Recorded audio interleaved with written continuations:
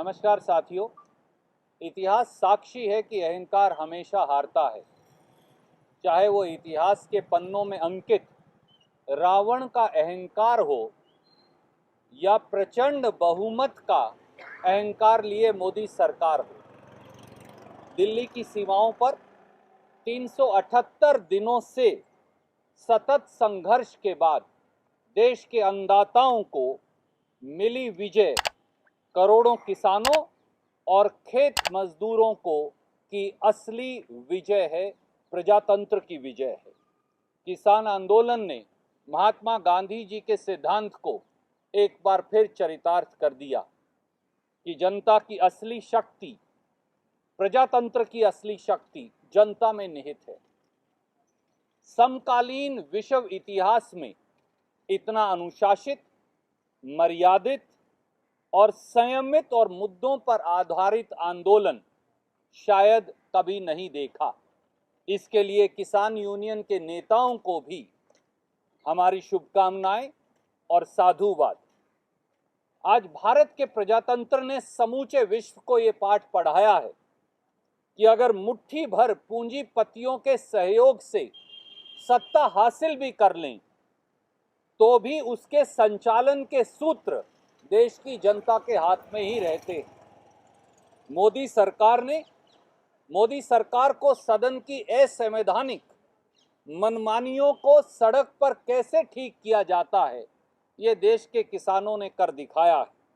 आज हम कह सकते हैं कि प्रजातंत्र के एक नए युग की शुरुआत हुई है और मोदी सरकार की हार में ही भारत के प्रजातंत्र की जीत है। पर लड़ाई अभी खत्म नहीं हुई। एक बड़े संघर्ष की आज शुरुआत है। ये संघर्ष किस बात का है? ये संघर्ष है किसानों को उपज का केवल न्यूनतम समर्थन मूल्य नहीं, लाभकारी मूल्य दिलवाने का। ये संघर्ष है किसानों को 2022 तक आय दुगनी करने के वादे को निभवाने का। साल 2022 में अब केवल 20 दिन रह गए। मोदी जी सत्ता में आए थे और वोट हथियाए थे। किसान की आय 2022 तक दुगनी हो जाएगी इस वादे के साथ। पर सरकारी एनएसओ का आंकड़ा कहता है कि किसान की आय घटकर 27 रुपया प्रतिदिन हो गई, जो प्रतिदिन की मनरेगा मजदूरी से भी कम है। इसलिए सवाल तो पूछना ही होगा और संघर्ष तो करना ही होगा। तीसरा, किसान खेत मजदूर को जानलेवा कर्ज मुक्ति के बंधन से आजाद करवाने का।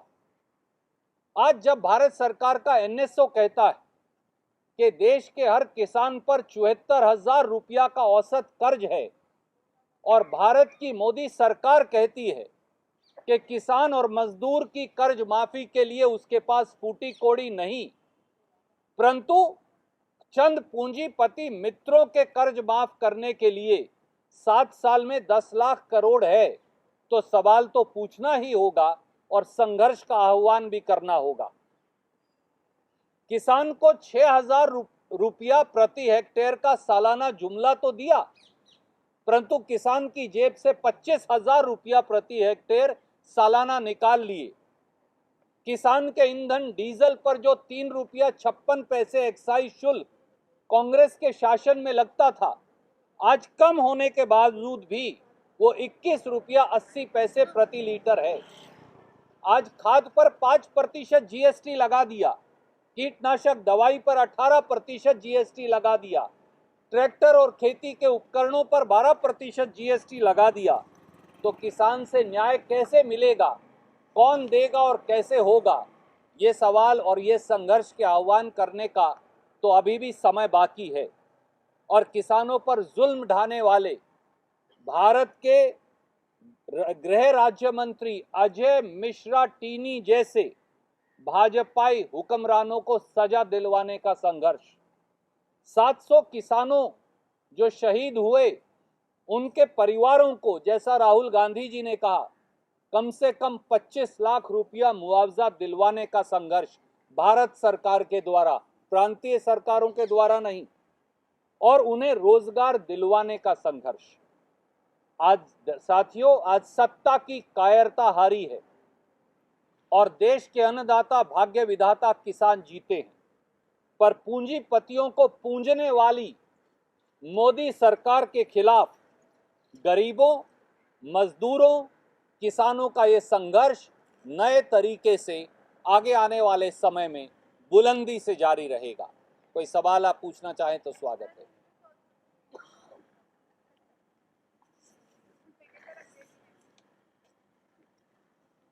The arrogance of power has lost today.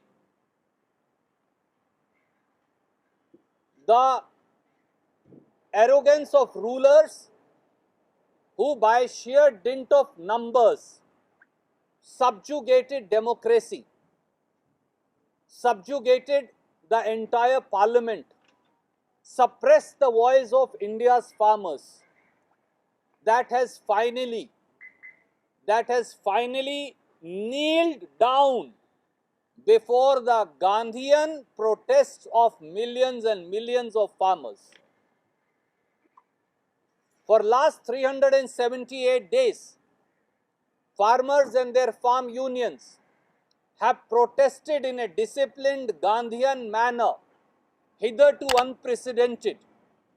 And finally, a government that called them terrorists, a BJP government that called them Naxalites and goons, anti-nationals, had to yield to the peaceful Gandhian, disciplined, issue-based protest of millions of farmers.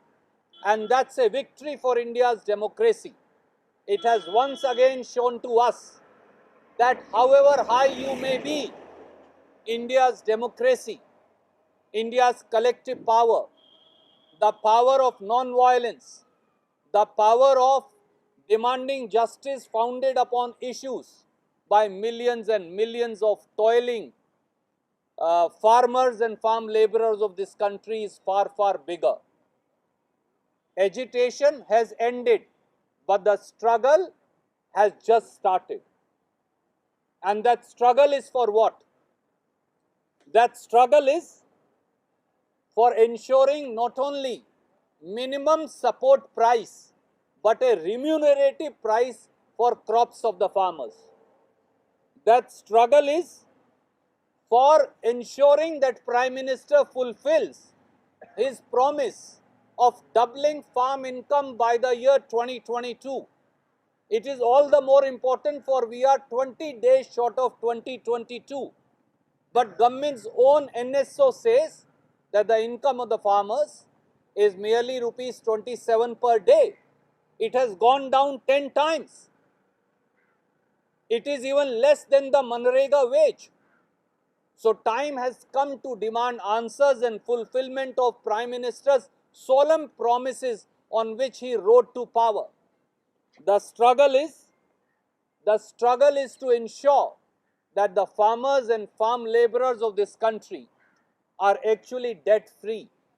The cycle of death and debt which entraps the farmers of this country, they finally are able to get rid of them. NSO says that the average debt of India's farmer is rupees 72,000. But Modi government refuses to yield even a little, and in fact says on the floor of the parliament that it doesn't have a single pie to provide debt relief to India's farmers. But it has 10 lakh crore rupees to waive for select crony capitalists over last 7 years. So struggle for justice has to begin now. This is a struggle to demand answers of a Prime Minister who, by giving 6,000 rupees in the name of Prime Minister Kisan Kalyan Yojana, takes away rupees 25,000 per hectare per year from the pockets of India's farmers. We want to remind the Prime Minister that the excise duty on diesel, the farmers' fuel, which used to be rupees 56 paisa during UPA's tenure, continues to be rupees 21.80 per litre even today. We want to remind him that Prime Minister has imposed 5% GST on fertilizer, 18% on pesticides, and 12% on agricultural equipments. That has to end. And we want to remind the Prime Minister that the struggle will continue until people like Ajay Mishra Tini and other leaders of the BJP where the anti-farmer mindset runs through their mindset completely and their thought process, till they continue to be in power and farmer is denied compensation, jobs, as also reward for their labor and toil. And that's why while cowardice has lost and the resilience of India's farmers and farm laborers has won, the struggle shall continue. Thank you. सवाल ये है कि किसानों ने ऐलान किया है कि आंदोलन वो 11 तारीख से खत्म करने वाले हैं, लेकिन अब तक ये एमएसपी पे बात नहीं बनी है, पराली पे बात नहीं बनी है, बिजली कानून पे कोई बात नहीं बनी है। आपको नहीं लगता कि बहुत जल्दबाजी में ये आंदोलन खत्म किया जा रहा है? हम किसानों के निर्णय का सम्मान करते हैं और उसके साथ खड़े हैं। किसान की ये मांग थी कि किसान के न्यूनतम समर्थन मूल्य दिया जाए। सरकार ने कमेटी थमा दी। उम्मीद है कि मोदी सरकार इस कमेटी में राजनीतिक बेईमानी छोड़कर राजनीतिक ईमानदारी से और किसान को समर्थन मूल्य देने की मंशा से इसका एक निर्णायक हल निकालेगी। किसान पर चाहे पराली की बात हो, चाहे बिजली के बिल 10 गुना बढ़ाने का षड्यंत्र हो, इस प्रकार के फैसले नहीं थोपे जाएंगे। वरना मोदी जी ये जान लीजिए, कांग्रेस पार्टी, श्री राहुल गांधी जी, श्रीमती सोनिया गांधी जी, कांग्रेस के करोड़ों कार्यकर्ता, विपक्ष के करोड़ों साथी आज भी किसान के साथ कंधे से कंधा मिलाकर खड़े हैं। और जैसा मैंने कहा, आज केवल आंदोलन समाप्त हुआ है, किसान और खेत मजदूर का संघर्ष नहीं।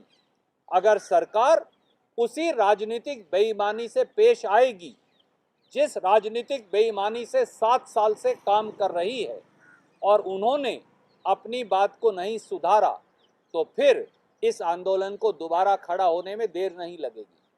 क्या इस तरीके से सरकार ने एमएसपी के लिए बात कही है, अगर मोदी सरकार एमएसपी नहीं दे पाती है तो क्या कांग्रेस पार्टी वादा करती है कि वो सत्ता में आएगी तो एमएसपी देगी? आदरणीय मित्र, मैं सवाल के लिए साधुवाद।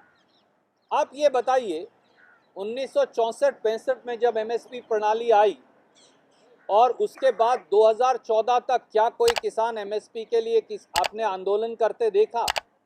क्योंकि कांग्रेस की सरकार न्यूनतम समर्थन मूल्य गारंटी शुदा देती थी। आज आंदोलन क्यों? क्योंकि आप दिल्ली से एमएसपी की घोषणा करते हैं और फिर पूंजीपतियों